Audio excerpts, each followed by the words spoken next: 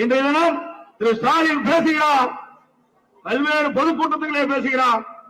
எப்படி அண்ணா திமுக பாரதிய ஜனதா கட்சியோடு கூட்டணி வைப்பீர்கள் என்று திரு ஸ்டாலின் அவர்களே உங்களுக்கு ஞாபகம் மறதி என்று கருதுகிறேன். 1999 பாரதிய ஜனதாவோடு கூட்டணி வைத்தீர்களா இல்லையா? நாடாளுமன்ற தேர்தலில் 2001 சட்டமன்ற தேர்தலில் தமிழகத்திலே பாரதிய ஜனதாவோடு திமுக கூட்டணி வைத்ததா இல்லையா?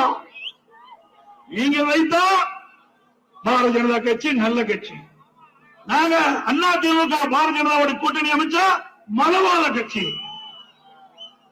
இதை தவிர்த்து வேற ஒண்ணுமே சொல்ல முடியாது. அனைத்து இந்திய அண்ணா திராவிட முன்னேற்ற கழகம் 2011 2021 வரைக்கும் ஒரு சிறப்பான ஆட்சி கொடுத்தோம், பொற்கால ஆட்சி கொடுத்தோம். எங்க ஆட்சியில எதுவுமே அவர்களால் குற்றம் கண்டுபிடிக்க முடியல. இந்த தினம் என்ன பேசுகிறார்? எங்கே பார்த்தாலும் மதவாத கட்சி பாரதிய ஜனதா கட்சி என்று சொல்கிறார்கள்.